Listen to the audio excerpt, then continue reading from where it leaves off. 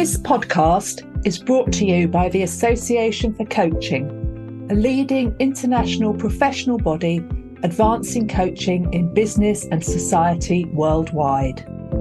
I'm your host, Felicity Dwyer. I'm a coach, facilitator, trainer, and author of Crafting Connection. In this series, I'm delighted to introduce you to coaches and educators who bring their expert and varied perspectives to the theme of working with the whole person in coaching. We'll explore psychological frameworks and practical approaches that can help you increase your impact as a coach. In this episode with Hannah Turner, we discuss Gestalt coaching. We talk about the key principles of Gestalt that coaches can apply to their practice. There is a short live demo, which you're invited to participate in, and Hannah also provides a thoughtful answer to a question around the boundaries between coaching and psychotherapy. We hope you enjoy this episode. Hannah is a Gestalt psychotherapist and a coach. She started her career working in human resources and working in senior leadership roles with a range of organisations. And during her time in HR, she found her passion was about supporting people to develop themselves and their relationships. So she oriented towards talent development, moved into the facilitation of teams and leadership events. She became an insights discovery and Luminous Spark psychometrics practitioner, and found ways to support team and organisational development, implementing leadership development and coaching programmes aimed at empowering women in their careers. But that wasn't enough. Hannah wanted to take her passion for supporting people development further. So in 2018, she started training as a professional coach, and she was introduced to Gestalt psychotherapy. So she spent the last 5 years studying to become a qualified Gestalt psychotherapist. Hannah prides herself on her professional standards in people development, and she has a rare combination of chartered fellowship with the CIPD, coach accreditation with ICF, and is a registered member of both BACP and UKCP for her work as a psychotherapist. So welcome to the podcast, Hannah. Thanks so much for joining us. And I know we're going to talk about Gestalt today. Thanks, Felicity, and thanks for having me on. Before I ask a first question, is there anything more you want to add to my introduction? Anything you'd like people to know about you? Probably just to share something a bit more human about me, that home for me at the moment is in Fleet in Hampshire, so about 45 minutes west of London. And I have you'll see, anybody who's seeing the short clip will have seen that I'm in a cabin where I work, and I have a dog called Scarlett. She's a giant schnauzer. She works with me in my coaching and therapy practice too. Wonderful, thank you. So we're going to talk today about Gestalt coaching, and I know you're both a coach and a psychotherapist. So for our listeners who are going to be coaches or interested in coaching in some way or another, can you start by explaining what is Gestalt coaching? Yeah, absolutely. So I guess if I break it down into the two words, so Gestalt coaching, and then bring them back together. So Gestalt really is about, the word in essence is, there isn't a direct translation into English, but it essentially means something like wholeness, shape, form, but about complete shape, complete form. And coaching, as we know, is about the practice of supporting human change. So if we bring those things together, then, Gestalt coaching is about supporting individuals in their wholeness to bring about change. And there's something lovely in Gestalt that I really lean into, that I find supportive in my work, which is the paradoxical theory of change, which is that change happens when we become more of who we are, not when we try to be something we are not.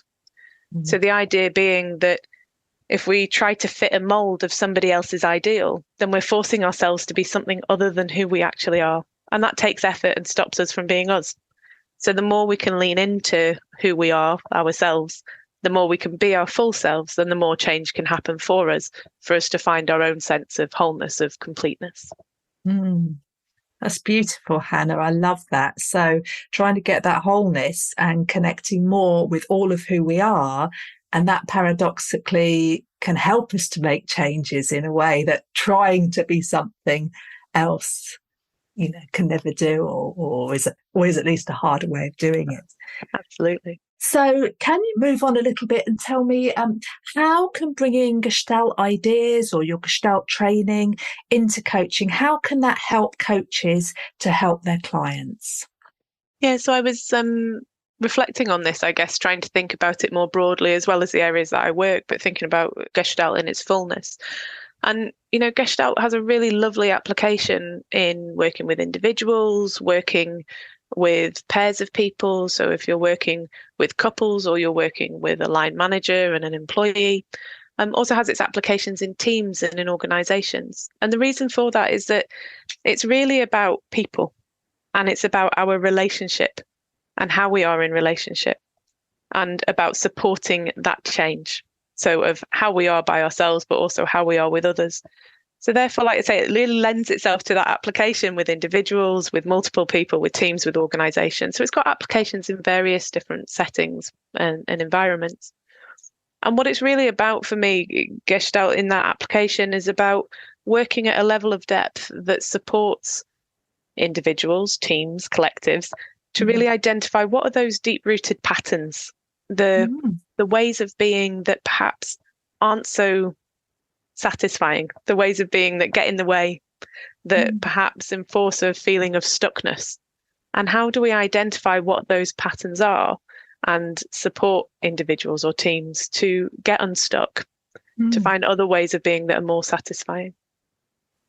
So by working with the individuals, with the relationships, with the patterns that show up, that's where we as coaches can support on various different levels of complexity of the dynamics of how many people are involved, but where we can really support to help people get unstuck, help them shift those patterns that are getting in the way, and help them find a way of being that is more satisfying, either individually or collectively.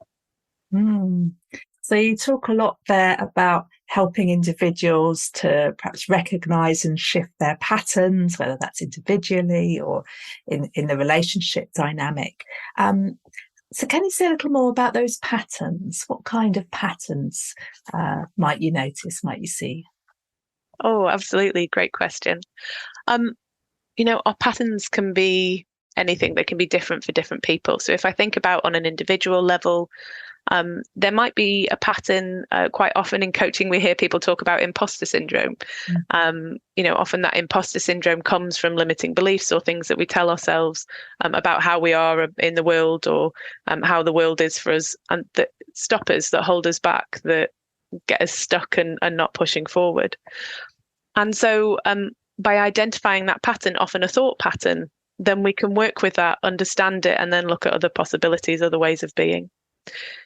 That's on a kind of individual level. If I think about on a team level, it might be that our collective pattern as a team is to move really quickly to action. That we identify a problem and we go straight to action, and that we don't sit with the problem for very long. So we find solutions that on the face of it are perfectly good solutions, but that actually the outcome of those solutions is that it's not really satisfying. It's not really addressing or getting to the root of what we need to get to.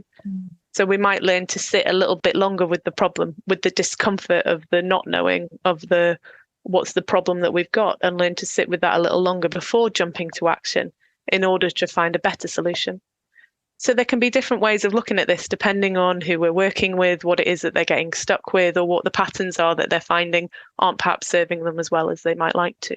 Well, thank you for those examples, both the sort of belief patterns that, we're all used to working with those in coaching, and I like the idea of seeing it as a pattern, and also the description of a team pattern, because I was curious about, how you bring these ideas into teams, and I think that really clarified it for me.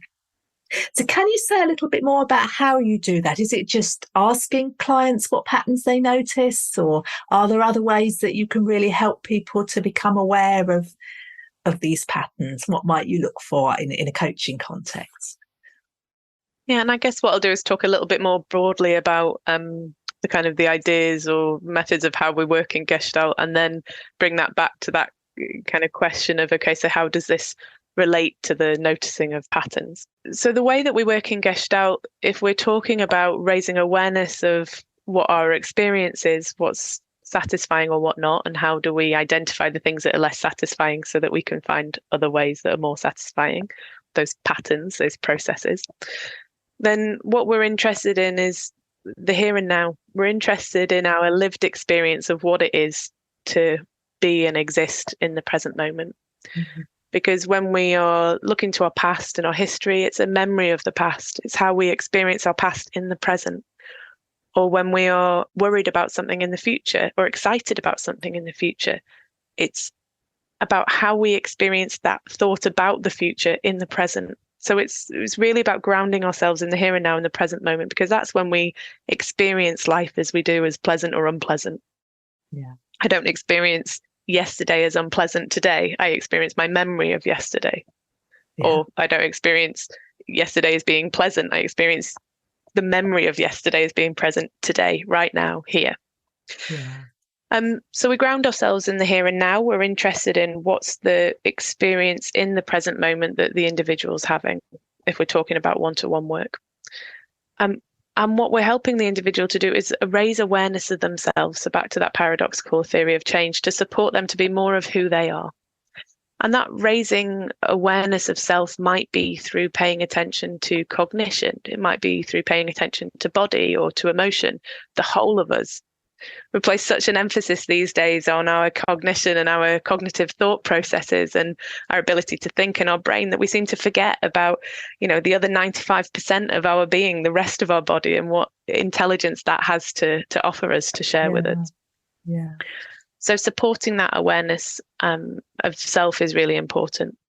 There's then the relationship. So, our experience, you and I, Felicity, of being here right now is an experience that comes about because you're here and I'm here, and how we interact with each other. So we're interested then in the between, what happens between us and our client, and with what we bring. So you bring what we call field theory. There's the current experience, but there's also your historical experience and my historical experience. So you bring your history, your knowing of how to be in the world. I bring my history and my knowing of how to be in the world. And between us, something happens and we create the relationship that we have. So what have I talked about there? I've talked about here and now focus, about awareness of self, awareness of the relationship.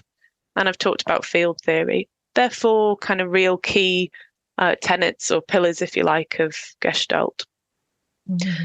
But the way that we work, how we work in coaching is about through dialogue. So the interaction between us, and that dialogue might take place in the form of talking.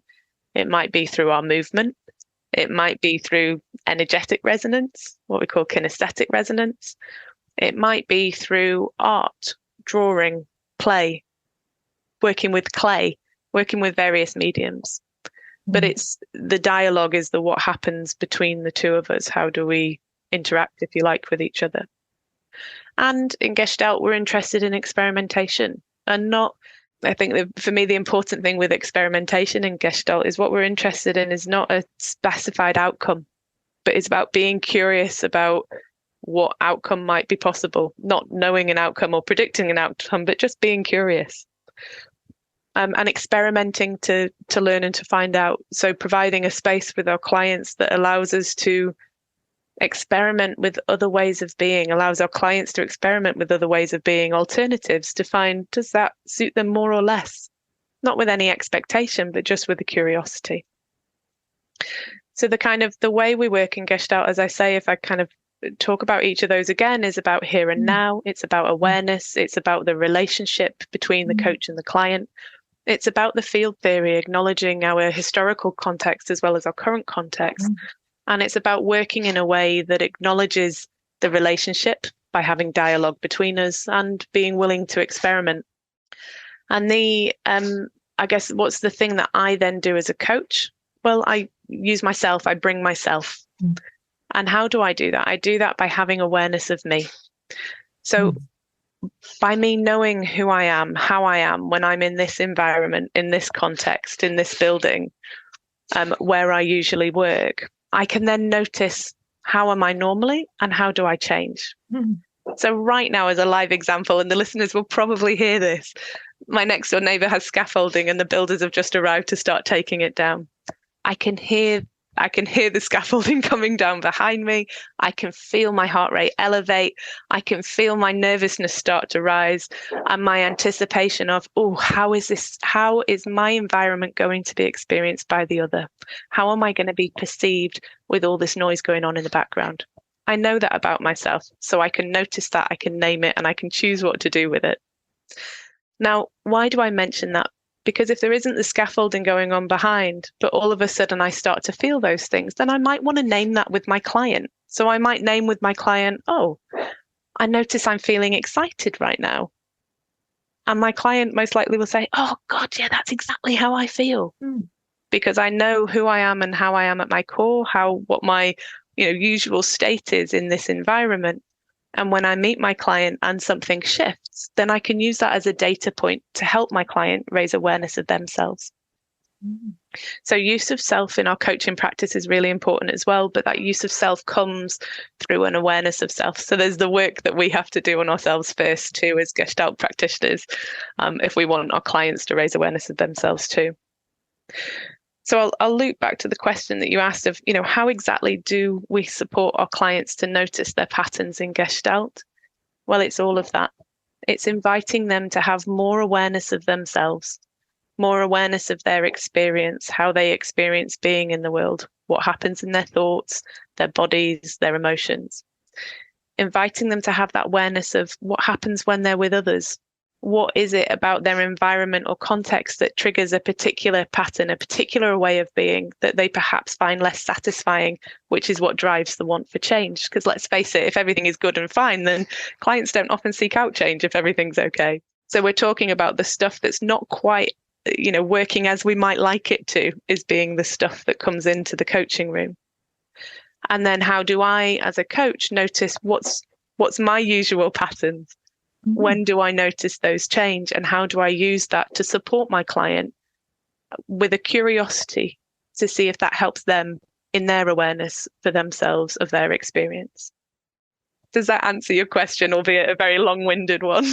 Yes, no, I love the elements that you covered. So the here and now, which is something that certainly I've associate with my limited knowledge of Gestalt. That's the one thing I'm aware of. And I know you took us through a little workshop. I've met you before, and I remember you invited us to come into the here and now. So that is so powerful. And then that awareness of self and other that you've clearly described, how bringing your own awareness of your patterns can help you identify where something's shifted that might be something to do with that relationship between you and the client, that might be helpful to offer with a spirit of curiosity. And also you talked about dialogue being more than just talking. It includes talking, but also movement. It could include other methods.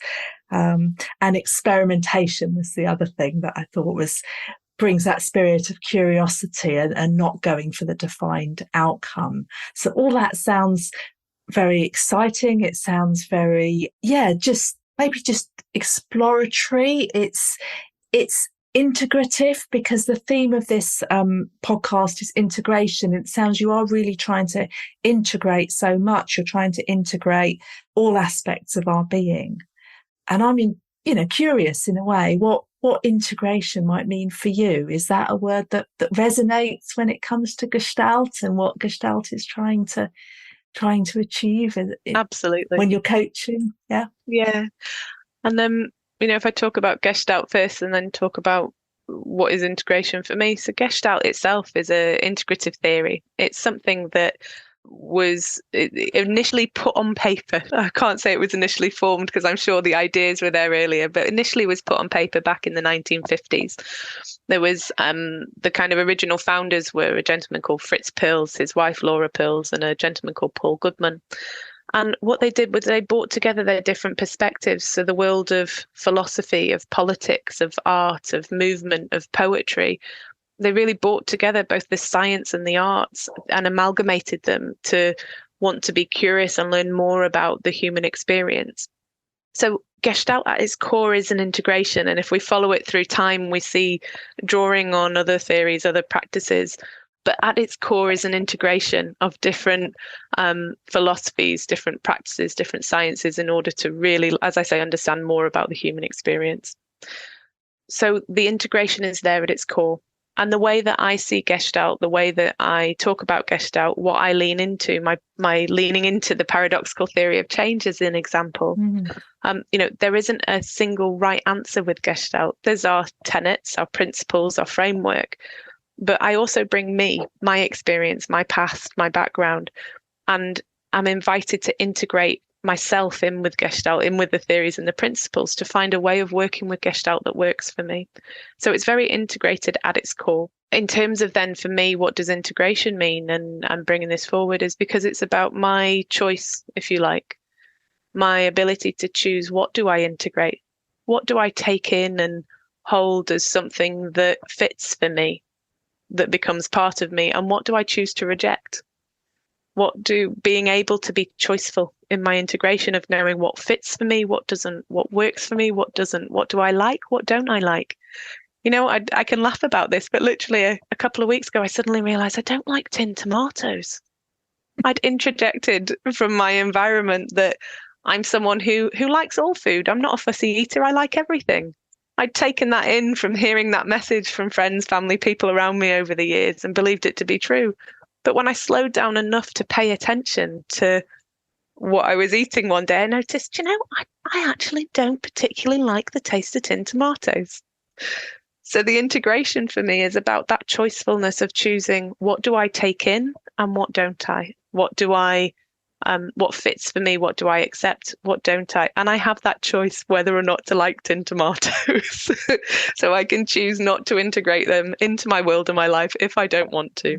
And sometimes I can.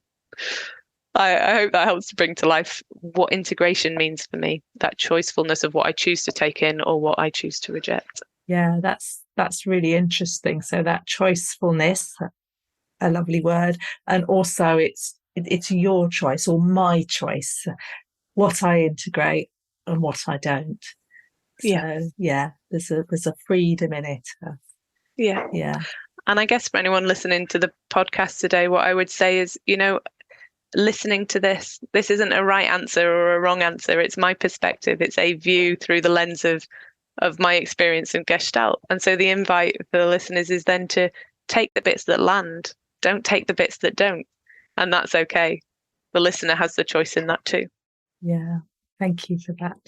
So thinking about some of the ideas that you've raised, I think there's one I'd like to ask about because I've come across the phrase, but I feel like I need to understand more about, and you've talked about field theory. Is that something that you can explain that will help me and our listeners perhaps understand it a little more? Yeah, absolutely. So field theory is something that its roots and origins are in the work of Kurt Lewin. And so the kind of background in history and science and physics. But it's essentially at its core about recognizing that we are interconnected with our environment. We never exist entirely in isolation. So I exist breathing the air that I breathe. That's in my environment right now. My experience is informed by the chair that I sit on right now, how comfortable or not it is. We are constantly in relationship with our environment and in the context that we're in at any given point in time. And that has an impact on the experience that we have. So that field theory is really about acknowledging that it's not only about our awareness of ourselves on our own existence, but it's also important to consider our context. The patterns that we have in what context? Yeah. Is it all the time, or is it in a particular context that we experience the patterns that we experience? And it's about understanding that our experience with field theory is both current and historical. So I have my current field, I have my experience, my context right here, right now. And I have my historical experience. I have my past experience, the experiences that I have in childhood and growing up, at school, in work, in education, out in society. those experiences almost form a blueprint, if you like, our blueprint of how to be in the world based on the experiences that have gone before us. They're what show us the possibilities of how we might be in the world. So that field theory, that understanding of that context, the context that we are in and the context that we've come from, becomes a really important part of really knowing ourselves, having that awareness of what might contribute and inform the patterns that I experience in the present. Thank you. Yes, that's so. My understanding is it's really understanding that we're interconnected. We are part of the environment we're in, and that will affect us in different ways from our history, but also in the present moment. And it provides the context, and certain behaviours and certain patterns we know, don't we? They're triggered in certain contexts, and getting that awareness is absolutely, that's really, really makes sense. Thank you for explaining that. I think this is really fascinating, Hannah. I'd love to move on now and ask whether you can suggest or offer listeners any practical ways. Clearly, people might want to read and explore more about Gestalt, but are there any practical, simple ways that coaches could tap into some of these ideas, even if they're not Gestalt trained, but just simple ideas or exercises they could use with their clients? Is there anything that you can suggest that would be safe for a coach to use? Absolutely. I think for me, this foray, if you like, into Gestalt starts with that awareness of self, that really understanding more about ourselves in the here and now. Because if we can do that, then that's when we can start to support our clients to understand more about themselves, have more awareness of themselves in their experience of the here and now. So I guess with that in mind, I've prepared a body scan for us to do, a way of inviting anyone listening, inviting yourself, Felicity, to just pay attention to how you are here and now. And as I say, with experimentation, there isn't an intended aim in mind. There isn't an intended goal to this. So there's no outcome expected other than to simply invite you to notice how it is to be you here now. Thank you, Hannah. And is this an exercise that if listeners are not driving or operating machinery, they might like to join in as well? I think it'll certainly be easier if they're not driving or operating machinery, for sure. If they're like me and they're sitting at their desk in a relatively comfortable chair in a relatively warm and comfortable space. So that's my current awareness of where I am, and I'd love to try the exercise. Thank you. Lovely. Okay, so I'm going to invite you to know more about how it is to be you now, in this moment, where you are listening to this podcast. Should you want to, you can stand and find a space in the room where you are. Maybe take your shoes off. Feel the floor beneath your feet. Or remain sitting if you prefer.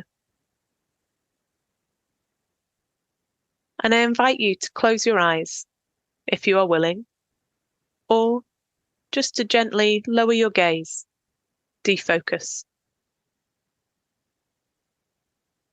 Take your awareness to how your feet are meeting the floor. How do you experience the floor beneath your feet? How much of your feet are in contact with the floor? Just notice. Take your awareness from the floor and your feet up through your ankles to your calves, through your calves to your knees, your thighs. Notice what you notice. Any tension, resistance, numbness, thoughts, relaxation. Just notice. This is you now. How you are is just fine.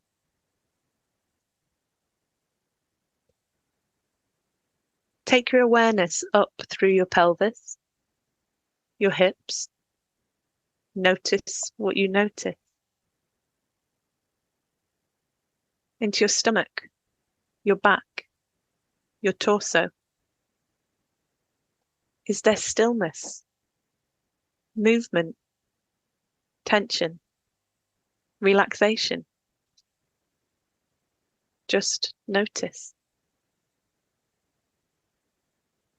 And take your awareness up through your shoulders, down through your arms, your elbows, forearms, wrists, and hands, into each and every finger. Just notice.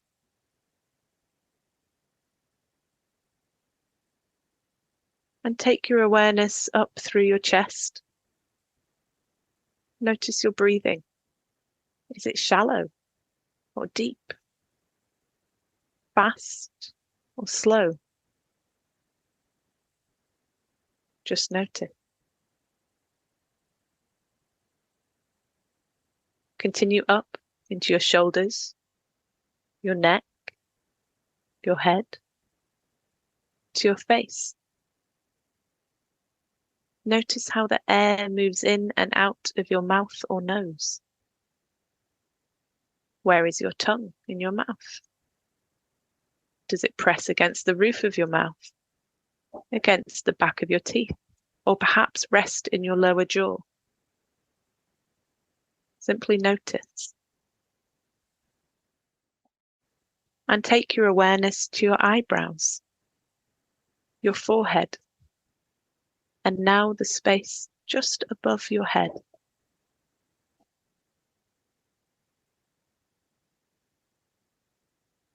When you are ready, take your awareness back down through your body, slowly, noticing your thoughts, feelings, as you attend to how it is to be you, here, now. Through your head, neck, shoulders, chest, arms, hands, torso, stomach, back, hips, pelvis, and down through your legs until you reach your feet and the floor.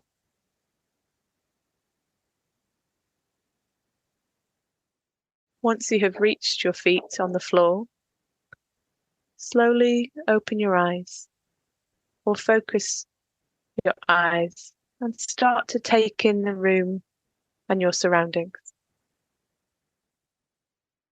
Notice what happens to your feelings and thoughts as you do this.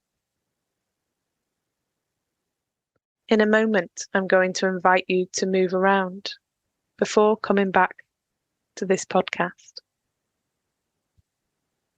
Notice what happens in your feelings and thoughts as you anticipate this.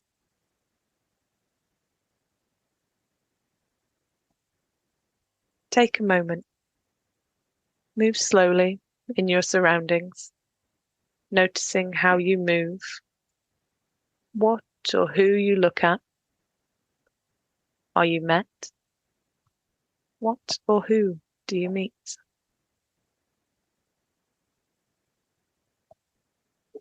And then when you're ready, bring your attention back to your seat, to your feet on the floor, the chair beneath you, and to this podcast.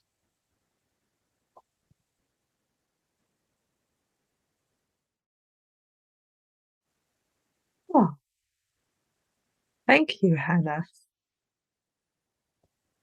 I wonder, Felicity, whether you're interested in sharing anything of your experience of what you noticed.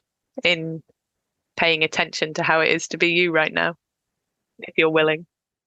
I am willing. It was quite interesting because I've realised I do quite body scans quite often to prepare for coaching and so forth. And I've noticed that I quite often, like, I'll go into my shoulders and then I'll relax my shoulders. And then, so being invited all the time just to notice and, just to notice and not to change it. So I noticed that I was almost having to remind myself just to notice. So that's one thing I noticed.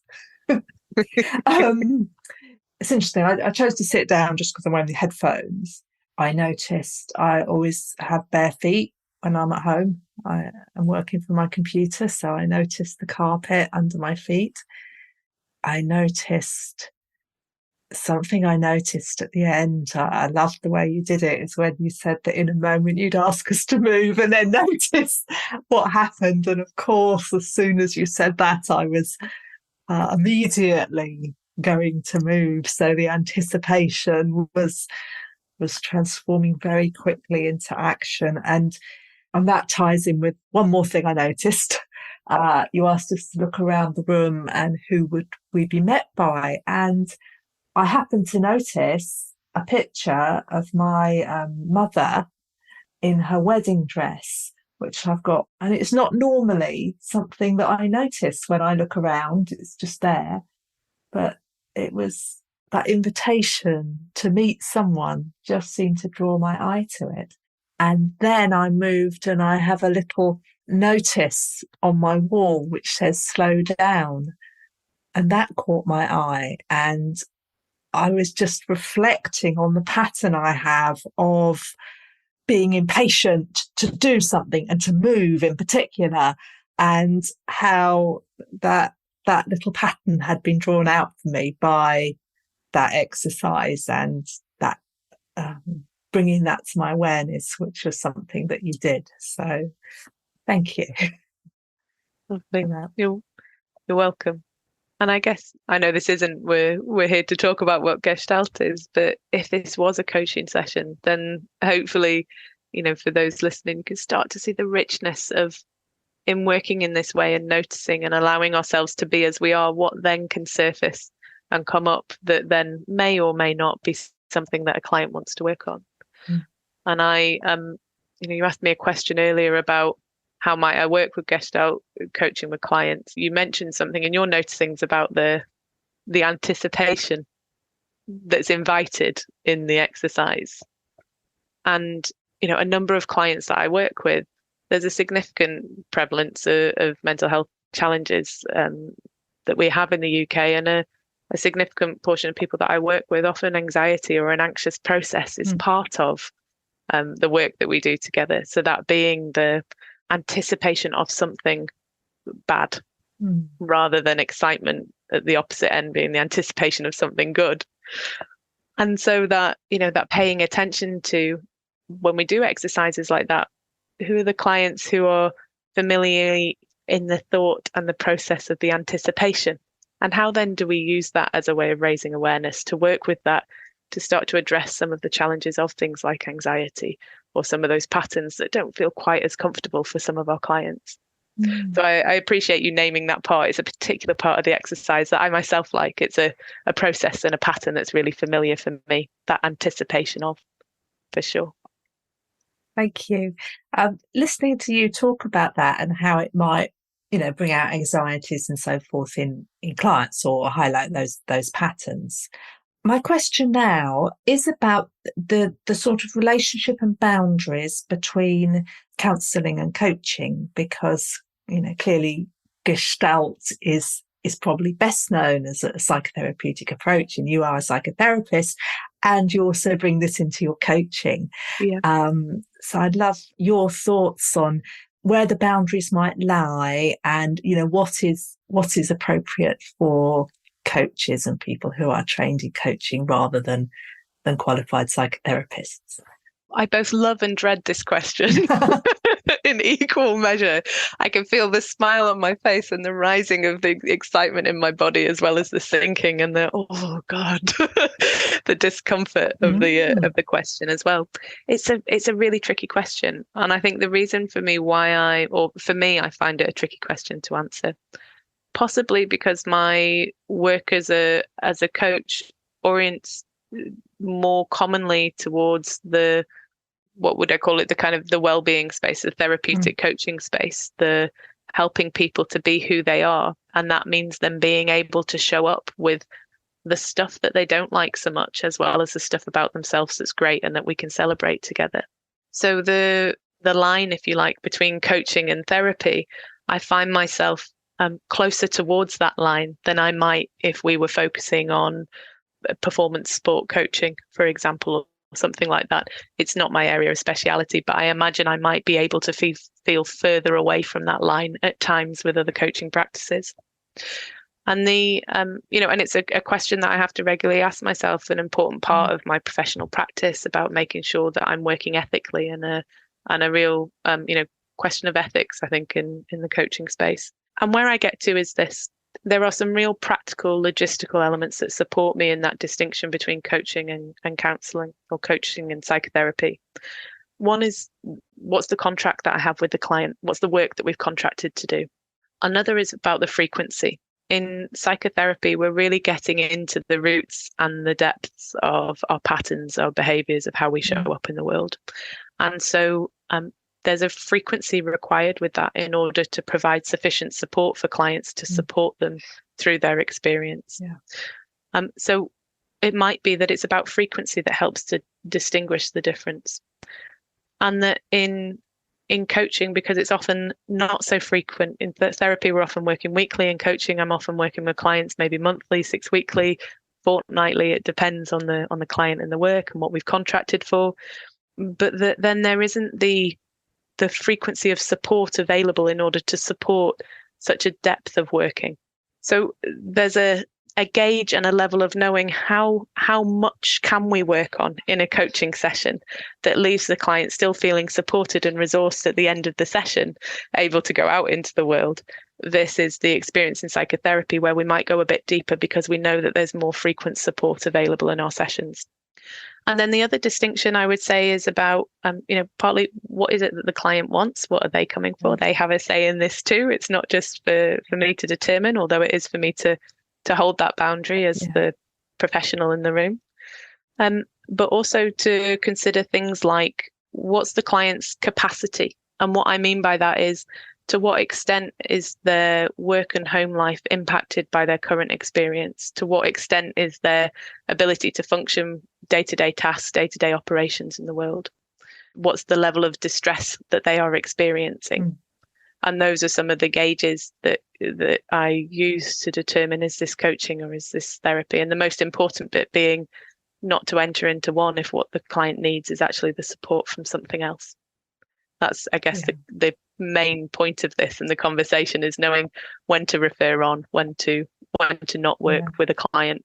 But, often this stuff like anxiety, for example, 20% of our UK adult population, and this is based on the latest statistics over the last 20 years, mental health the stats show a ever rising increase in mental health challenges. And that's whether that's because people talk about it more, or whether that's because it's something that is increasing and more prevalent, who knows? But there's an increasing trend. And so what we know is more and more people are finding moments of challenges with their mental well-being and going, oh, don't quite know what to do here. And that is true for people who have functioning well, living their life, out working, holding down their jobs, supporting a family, out in the workplace, and they can still have times when they feel maybe some anticipation, that might feel a little bit like anxiety, that might feel that, oh, I'm worrying about something happening here. And that can absolutely fit into the coaching space. We work with things like limiting beliefs all the time, that the things that perhaps get in the way and hold us back, that can absolutely fit in the coaching world. So it's not as easy as saying that there's a black and white, but I think what it is about knowing, in terms of as coaches in our professional standards, understanding what are the ethical boundaries, and when do we feel supported enough to support a client, When do we not and refer on? And when is the support that a client needs something other than what we are offering? Even if I may be able to support them in the way that they need, if coaching isn't the frame to do that in, then I have the ethical responsibility to say, actually, this isn't appropriate for coaching right now. Thank you for answering that question and your honesty about your feelings around it, your impassioned description of the fact that many people who are successful and most of the time are coping well are occasionally overwhelmed or struggling, and with the right training, with the right support, with the right contracting, with always being aware of what the client needs, there are times when those things are appropriate to bring into coaching, and also with an awareness that to practice ethically, we need to know when it's time to refer on.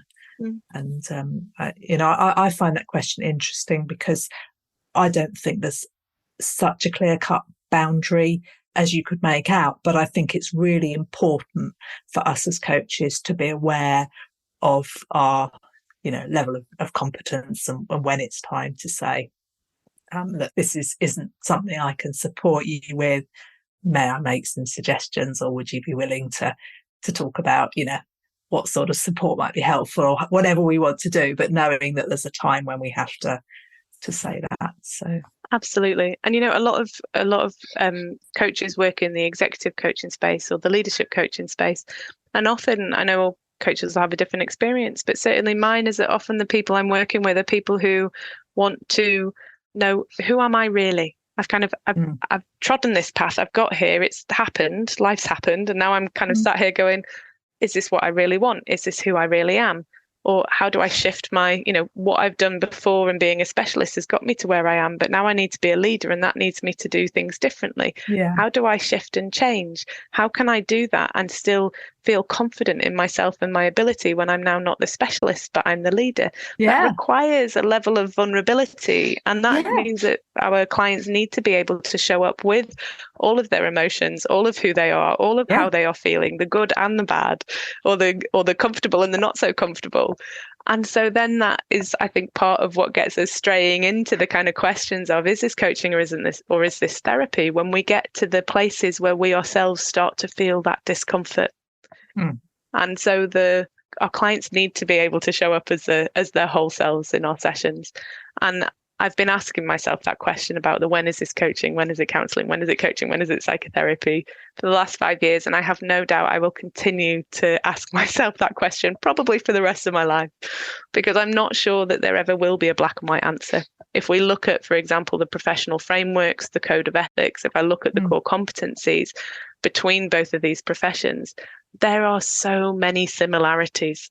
So many similarities around how we need to be with our clients, how we show up, how we contract, how we work with them, that there is a huge grey area and a huge crossover between the two. And so it comes back to then me asking myself the question of, how able am I to sit with this client with what they're experiencing and to support them? And is this the appropriate frame for us to hold for this work? Thank you. And of course, coaches who do want to work with clients who are looking for change, and you talked about the leadership, and clients who do want to push their own boundaries. Of course, the work we do ourselves as coaches and the support we get and the training and the supervision, that can all equip us to hopefully, widen the range of clients or the range of situations that we can work with, if that's where we want to go in our coaching. Thank you for that.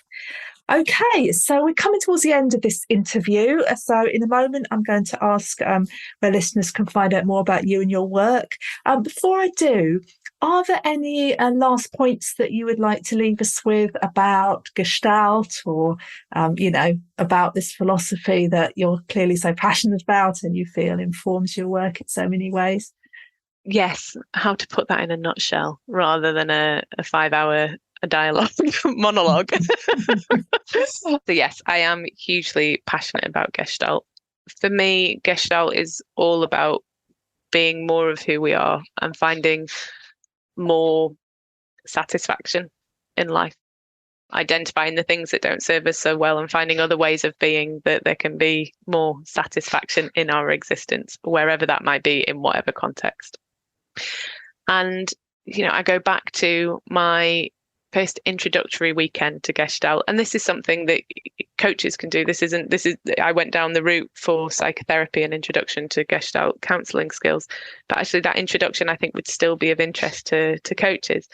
The place I went to was a training institute in West London. It was a two-day introduction to Gestalt over a weekend. But the reason why I loved it is because I originally decided to sign up for transactional analysis for my psychotherapeutic practice. I love the framework. I love the cognitive ability to put things in boxes and to be able to make sense of it. And it ticked the boxes really well for me. But my overall sense when I left the weekend was that I felt mentally tired, mentally exhausted, which was lovely. I liked feeling that my brains had a good workout. And that was lovely to leave feeling mentally tired. But when I left the Gestalt weekend, I felt all the energy in the whole of my body, and I felt more energized than I ever had. And so I walked away thinking, oh, blimey, this is amazing to feel my whole self and to have this much energy and to have learnt all this stuff and to walk away feeling more energized than I walked in. That seems like something I'd like to be part of. And so for the first time in my life, in my early 30s, I realized I'd decided to make a decision based on my gut, based on how I felt, rather than based on cognitively what felt well. So I think for me, Gestalt is, I go back to really leaning into that, being our whole selves, learning about our whole selves and understanding that we have more available to us than just our cognition alone in order to support us to make decisions and find a more satisfying existence in life. Beautiful. Thank you for that, Hannah. And last question, how can listeners find out more about you and your work? So I have a website. I am at www.findyourwayltd.com. So you can find information about me, how to contact me on there, or you can email me at Hannah, HANNAH, at findyourwayltd.com. And also, if you want to follow me on social media, then I am on Instagram and Facebook, but I'd suggest follow me on LinkedIn, Hannah Turner, FCIPD. I think there's also some other letters afterwards, maybe MB, ACP and ACC. But Hannah Turner essentially is who you need to look for. And if anybody is interested in Gestalt, Gestalt for Coaching, I do run a Gestalt for Coaching program from time to time. I don't have one scheduled at the moment, but if there is interest, then please do email me, let me know. And if there's enough interest, then I'll happily organise another one to help bring more of an introduction to Gestalt over probably a three-hour workshop, something like that. Lovely. Thank you. Well, I'm definitely interested in that. And I just want to thank you, Hannah, for coming on, for sharing some of the depth of your knowledge and your enthusiasm for Gestalt coaching. Thank you very, very much. Thanks, Felicity. Thanks for having me. Thank you for listening to another podcast by the Association for Coaching. For over 20 years, our purpose has been to inspire and champion coaching excellence, advance the coaching profession, and make a sustainable difference to individuals, organisations and society. To find out more about the AC and our member benefits, follow us on LinkedIn or visit our webpage at associationforcoaching.com.